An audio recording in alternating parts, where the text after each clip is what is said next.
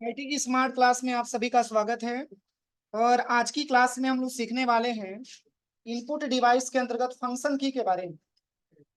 देखिए, मैंने कल की पिछली क्लास में मैंने आपको कीबोर्ड के बारे में बताया था, और आज की क्लास में जो पढ़ना है वो है आपके कीबोर्ड के फंक्शन की के बारे में आज की क्लास में समझना। जैसे कि मैंने आपको बताया भी था कि कीबोर्ड में टोटल फंक्शन की संख्या 12 होता है, और हर एक फंक्शन की का प्रयोग हम अलग अलग सॉफ्टवेयर में अलग अलग तरीकों से करते हैं।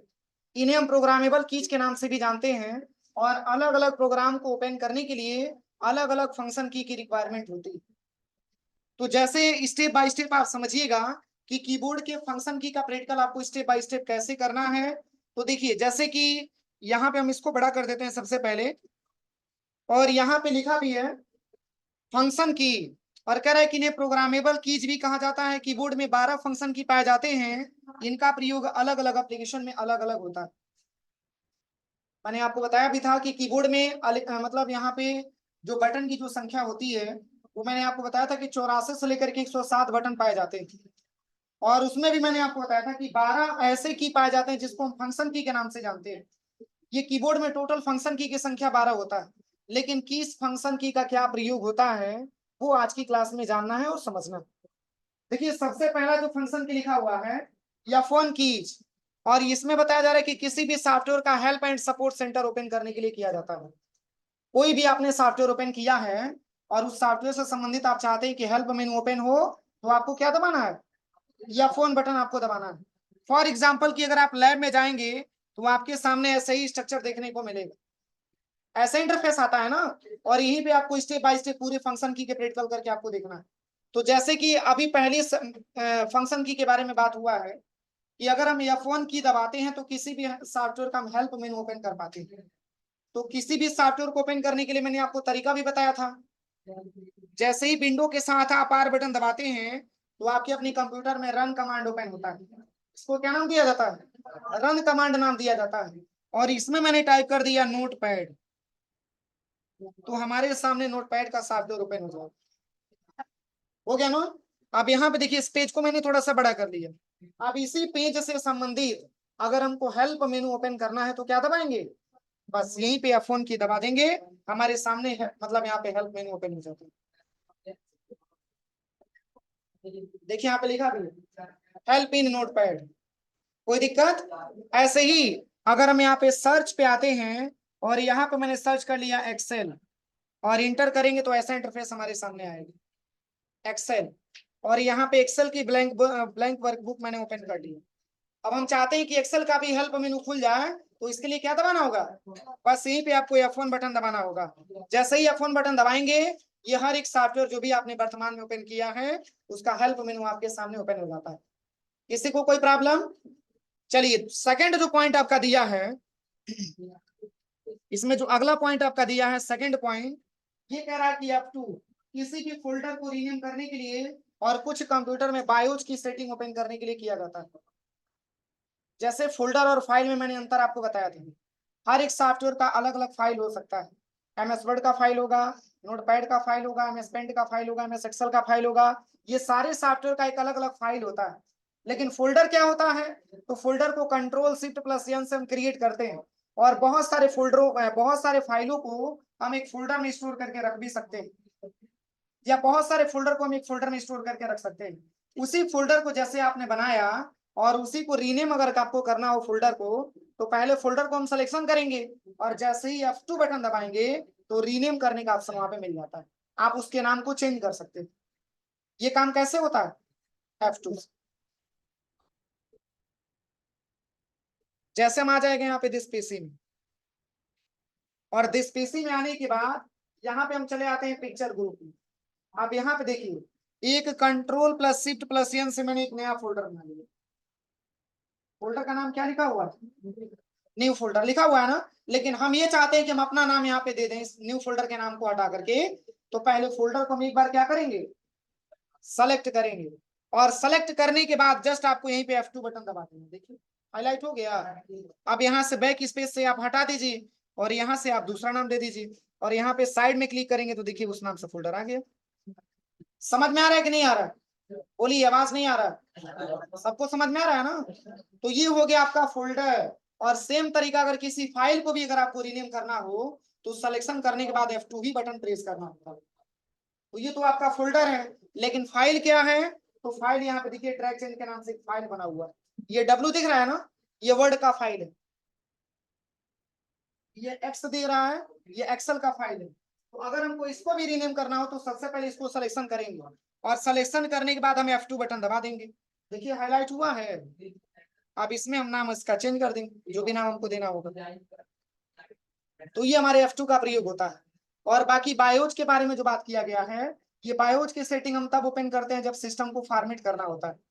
देखते हैं ना, उसमें पूछता है कि C ड्राइव को फॉर्मेट करना है कि D ड्राइव को फॉर्मेट करना है कि E ड्राइव को फॉर्मेट करना है, ऐसा देखा आपने ना। तो ये कब होता है? जब सिस्टम की फॉर्मेटिंग किया जाता है। उस केस में अगर आपका C drive, D drive, E drive अगर आपका नहीं ओपन हो रहा है तो इसके लिए बहुत सारे ऐसे लैपटॉप होते हैं जिसमें बायोज की सेटिंग ओपन करने के लिए आपको F2 बटन दबाना होता है। समझ में आ रहा है ना? तो ये अभी आप नॉर्मली आपने सीखा कि यह फोन का प्रयोग किस लिए, किस लिए? हाँ, किसी भी सॉफ्टवेयर का हेल्प मेनू ओपन करने के लिए। प्लस F2 का प्रयोग किसके लिए? रीनेम करने के लिए, किसी भी फाइल या किसी भी फोल्डर। अब चलिए बायोस सेटिंग ओपन करने के लिए। अब इसके बाद से जो तीसरा पॉइंट आपका दिया है वो है आपका F3। अब F3 का क्या प्रयोग है? तो कह रहा है कि विंडोज एक्सप्लोरर में किसी भी फाइल या फोल्डर को सर्च करने के लिए और MS वर्ड में शिफ्ट प्लस F3 का प्रयोग केस चेंज करने के लिए किया जाता है। आप देखिए विंडोज एक्सप्लोरर में किसी भी फाइल या फोल्डर को सर्च करने के लिए और MS वर्ड में shift plus F3 case change करने के लिए किया जाता है। अब ये प्रयोग कैसे होगा? तो देखिए हम यहाँ पे चले आते हैं सबसे पहले क्रोम पे। कहाँ पे आ गए? क्रोम पे। और यहाँ पे आप सर्च करिएगा राशन कार्ड। क्या सर्च करना? Ration card. राशन कार्ड पे सर्च जैसे ही क्लिक करेंगे तो ऐसा इंटरफेस आपके सामने आएगा। यहाँ पे इसी पे क्लिक करना है। क्लिक करने के बाद ऐसा इंटरफेस आपके सामने आएगा। पेज को ऊपर करिएगा, यहाँ पे देखिए इसी पे आना है आपको।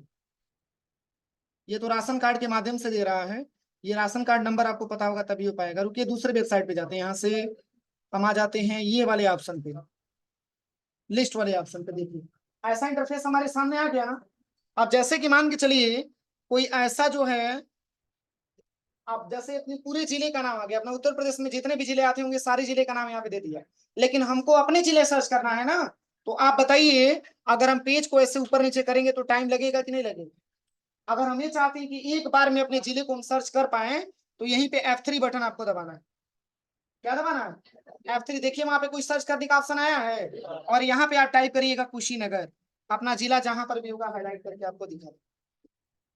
किसी को कोई दिक्कत? तो ये फाइंड करने के लिए F3 बटन का प्रयोग हम लोग करते हैं। और वैसे ही जैसे कि मान के चलिए आप MS वर्ड के पेज पे आ जाते हैं, जैसे कि यहाँ पे आप सर्च पे आइएगा। कहाँ पे आना है? सर्च पे आना है और यहाँ पे आप टाइप करिएगा MS वर्ड। क्या टाइप करना है? MS word. और MS वर्ड लिख करके जैसे ही आप एंटर करेंगे तो ऐसे इंटरफेस आपके सामने आएगा।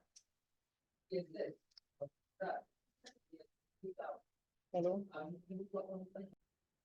देखिए सबसे पहले की वर्ड हम यहाँ से ओपन करेंगे। वर्ड ओपन करने का सबसे सिंपल तरीका है, देखिए मैं बता दे रहा हूँ आपको। जैसे कि आप लैब में जाएंगे तो आपको कोई दिक्कत ना हो, MS वर्ड लिखा हुआ है ना, तो यहाँ पे सबसे पहले आपको सर्च पे आना है और यहीं पे आपको टाइप करना है MS वर्ड। और जैसे ही सर्च करेंगे तो वर्ड का ऑप्शन यहाँ पे आ जाएगा, बस इसी पे माउस का लेफ्ट बटन दबा के ओपन। ओपन हो गया और यहाँ से पेज को बड़ा कर लीजिए। क्या इस पेज पे अभी कुछ लिखा हुआ दिख रहा है?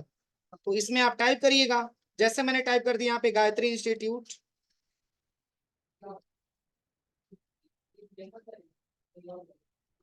मैंने टाइप कर दिया। अब इसकी साइज को बड़ा करने के लिए मैंने आपको बताया था शॉर्टकट की क्या होता है। हाँ, control plus shift plus greater than से इसकी साइज को हम बड़ा कर सकते हैं। तो control plus shift plus greater than मैंने दबा करके इसकी साइज को बड़ा कर दिया।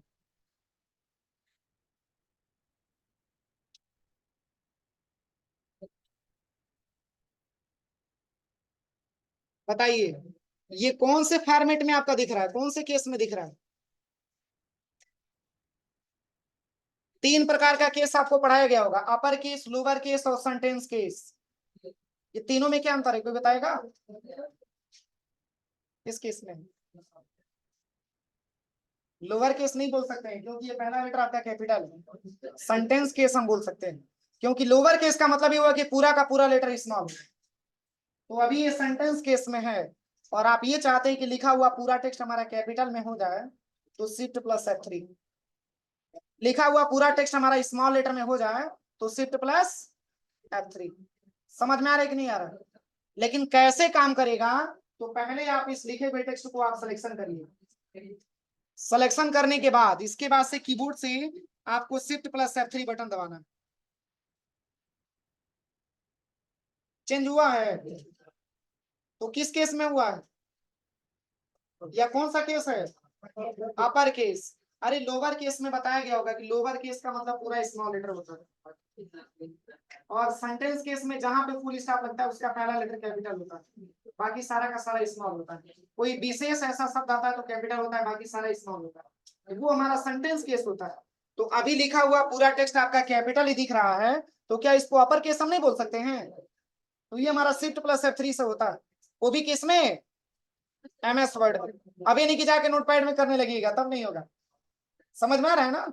ये MS वर्ड में बोला गया तो MS वर्ड में इसका प्रैक्टिकल हो पाएगा, नहीं हो पाएगा ना, नोटपैड में नहीं हो पाएगा। बस केवल इसी में काम करेगा, वर्ड पैड में हो जाएगा लेकिन नोटपैड में नहीं हो पाएगा। अब चलिए अगला क्या पॉइंट आपका दिया है, अगला पॉइंट F4 की आपका दिया हुआ है। तो F4 के बारे में मैंने इसके पहले भी आपको बताया है, अल्ट के साथ प्रयोग में मैंने बताया था। तो F4 का क्या प्रयोग है, तो कह रहा है कि अल्ट प्लस F4 का प्रयोग एक एक करके सभी प्रोग्राम को क्लोज करने के लिए किया जाता है, और अंत में डेस्कटॉप को बंद करने के लिए, और वेब ब्राउजर में करंट ब्राउजर टैब को बंद करने के लिए किया जाता है।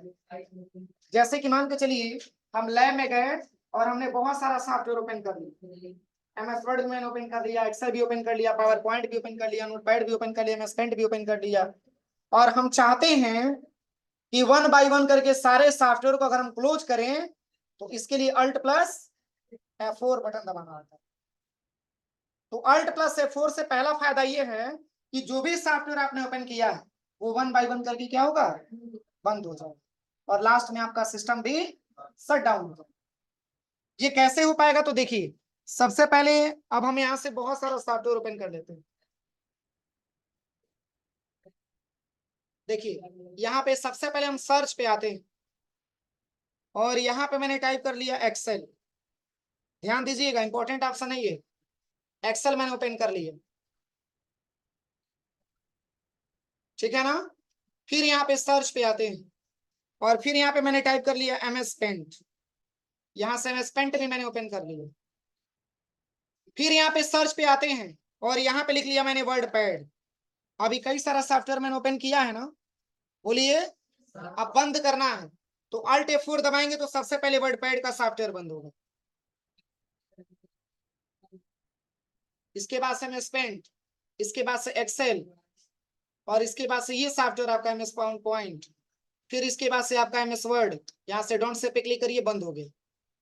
और आप Alt F4 दबाएंगे तो क्या होगा, सिस्टम हमारा शट डाउन हो जाएगा। कोई दिक्कत किसी को? ये हमारा सिस्टम शट डाउन हो जाता है। एक बार रिफ्रेश करिए, अभी तो कोई अभी सॉफ्टवेयर ओपन नहीं है, तो Alt F4 दबाएंगे तो ही शट डाउन का ऑप्शन आपके सामने आ जाएगा। जैसे ही ओके करेंगे तो आपका सिस्टम क्या हो जाएगा, शट डाउन हो जाएगा। यहां तक किसी को कोई प्रॉब्लम? चलिए अगला जो पॉइंट आपका दिया है, अगला जो पॉइंट आपका दिया है ये आपका आता है F5। क्या आता है, F5। और F5 क्या कह रहा है, तो देखिए F5 का कितना प्रयोग यहाँ पे दिया है, कह रहा है कि F5 का प्रयोग current window folder base page के कंटेंट को रिफ्रेश करने के लिए, और MS वर्ड में फाइंड एंड रिप्लेस, और MS पावर पॉइंट में स्लाइड शो स्टार्ट करने के लिए किया जाता है। जैसे कि मान के चलिए आप क्रोम पे चले गए और आपने आधार की वेबसाइट ओपन किया और वो वेबसाइट प्रॉपर काम नहीं कर रहा है, तो आप सिस्टम को रिफ्रेश करेंगे ना, तो क्या दबाना होता है, F5 दबाना होता है। जैसे ही आप F5 बटन दबाएंगे तो पेज आपका रीलोड होता है, रिफ्रेश होता है। जितने बार आप F5 बटन दबाते हैं उतने बार पेज आपका रिफ्रेश होता है। ये हमारे काम होते हैं किसके? F5। देखिए मैं आपको दिखा दे रहा हूं प्रैक्टिकली। सबसे पहले तो हम यहाँ पे आ जाते हैं गूगल क्रोम पे, और यहाँ पे कोई वेबसाइट को हम सर्च करते हैं। जैसे मैंने यहाँ पे टाइप कर लिया राशन कार्ड। राशन कार्ड की मैंने वेबसाइट ओपन कर ली है। अभी यहाँ पे ध्यान से देखिएगा, F5 दबाएंगे तो देखिए क्या इंप्रूवमेंट हो रहा है, रिफ्रेश हो रहा है। आप खुद देखिए यहाँ पे हो रहा है कि नहीं हो रहा। F5 जितने बार आप प्रेस करेंगे उतने बार पेज आपका रिफ्रेश होता है। देखिए ये F5 होता है शॉर्टकट की किसका? रिफ्रेश का। एक और तरीका है, आप इसको मिनिमाइज कर दीजिए और यहाँ से एक बार पहले माउस से आप राइट बटन दबा करके रिफ्रेश कर लीजिए। अब इसके बाद से F5 जितने बार आप प्रेस करेंगे उतने बार आपका पेज रिफ्रेश होगा। देखिए उतने बार ये पेज आपका रिफ्रेश होता है। कोई दिक्कत किसी को? बोलिए, समझ में आ रहा है कि नहीं है यार? सबको समझ में आ रहा है? पीछे सो रहे हैं आप लोग, लग रहा है सो रहे हैं। एक्टिव होकर के बैठिए। तो अभी F5 का मैंने केवल पहला प्रयोग आपको बताया कि सिस्टम को रिफ्रेश करने के लिए किया जाता है। इसके बाद से देखिए और भी F5 का क्या प्रयोग है। तो यहाँ पे F5 के बारे में और भी क्या बताया जा रहा है। तो कह रहा है कि MS वर्ड में find and replace. MS word की बात आई तो यहाँ पे क्या सर्च करना होगा? MS word. यहाँ पे टाइप करिएगा MS वर्ड। MS वर्ड आप टाइप करिएगा और यहां से आप ले लीजिएगा ब्लैंक डॉक्यूमेंट। देखिए इसमें एक शॉर्टकट की आता है। इस शॉर्टकट की के माध्यम से इसमें हम 5 पैराग्राफ इंसर्ट कराते हैं। वो शॉर्टकट की है आपका इक्वल। इसको कॉपी में नोट कर लीजिए और ब्रैकेट ओपन क्लोज करके एंटर करेंगे तो हमारे सामने लिखा हुआ 5 पैराग्राफ मिल जाता है।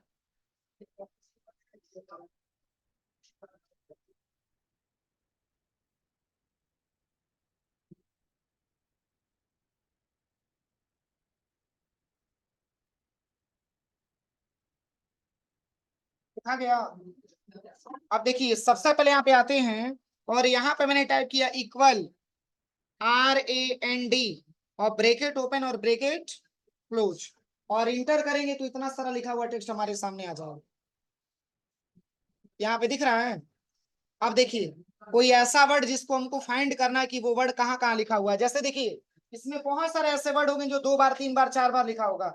अगर हम उसको फाइंड करना चाहते हैं तो इसके लिए कीबोर्ड से क्या दबाना होगा? F5 बटन दबाना होगा। जैसे ही हम F5 बटन यहाँ पे प्रेस करेंगे तो ऐसा इंटरफेस हमारे सामने आ जाएगा। अब यहाँ पे आप आ जाइएगा सबसे पहले फाइंड वाले ऑप्शन पे। अब कह रहा है बताइए कौन सा वर्ड आपको फाइंड करना है। तो मैंने यहाँ पे दे दिया DOCUMENT। इस पूरे पेज पे डॉक्यूमेंट कहाँ कहाँ लिखा हुआ है वही हमको दिखा दीजिए आप खोज करके। लिखने के बाद यहाँ पे एक ऑप्शन आपको मिलेगा रीडिंग हाईलाइट। इसी पे क्लिक करके इसमें ले लीजिएगा हाईलाइट ऑल। क्या हाईलाइट किया है?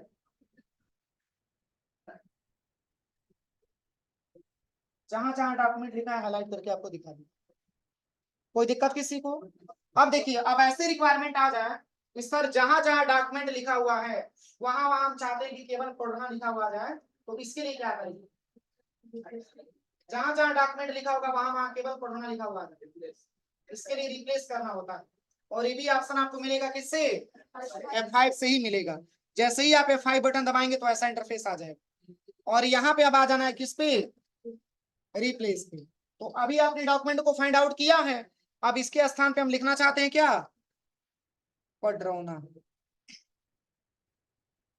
अब यहाँ पे देखिए 2 ऑप्शन आपको मिलता है, रिप्लेस और रिप्लेस ऑल। अगर आप चाहते हैं कि चेंजेस मात्र एक ही जगह हो तो रिप्लेस। अगर आप ये चाहते हैं कि जहां जहां डॉक्यूमेंट लिखा है वहां वहां पडरौना लिखे आ जाए तो रिप्लेस ऑल आपको करना होगा। तो यहाँ पे मैंने ले लिया रिप्लेस ऑल। देखिए जहां जहां डॉक्यूमेंट लिखा होगा वहां वहां केवल पडरौना लिखा हुआ आ जाएगा। आप ध्यान से देखिए। क्या इसके पहले कहीं पडरौना लिखा हुआ था? मैंने क्या कर दिया? रिप्लेस कर दिया। अब उतना ही के लिए पूरा डेटा को आपको मिटाना पड़ता, फिर आपको दोबारा लिखना पड़ता। और एक बार मैंने कंट्रोल के साथ मतलब आप F5 बटन प्रेस करिए और वहीं से रिप्लेस कर दीजिए। आसानी तरीके से वो वर्ड आपका रिप्लेस हो जाता है। तो मैंने 5 ऑप्शन के बारे में बताया है। अभी एक और इसका प्रैक्टिकल है जो छूट रहा है, देखिए। अब लास्ट क्या प्रैक्टिकल इसके बारे में हम समझ लेते हैं। इसमें देखिए कह रहा है कि पावर पॉइंट में स्लाइड्स को स्टार्ट करने के लिए किया जाता है। अब ये पावर पॉइंट की बात हो रही है, तो सर्च क्या करना है, सबसे पहले यहाँ पे विंडो प्लस आर दबाइएगा और यहाँ पे बस केवल टाइप करिएगा पावर पीएनटी। अगर विंडो के साथ आर बटन दबाएंगे, ध्यान दीजिएगा, अगर विंडो के साथ आर बटन दबाएंगे तो पावर पीएनटी आपको टाइप करना होता है, या विंडो के साथ यस बटन दबाएंगे। वैसे विंडो यस दबा करके प्रैक्टिकल करिएगा, आपके लिए आसान रहेगा। यहाँ पे आप केवल टाइप करिएगा पावर, POINT, पावर पॉइंट। देखिए सबसे टॉप में आ गया। अब इसी को आप ओपन कर लीजिए। ओपन करने पे ऐसा इंटरफेस आपके सामने आएगा। अब यहाँ पे अपने हिसाब से कुछ टाइप कर लीजिएगा।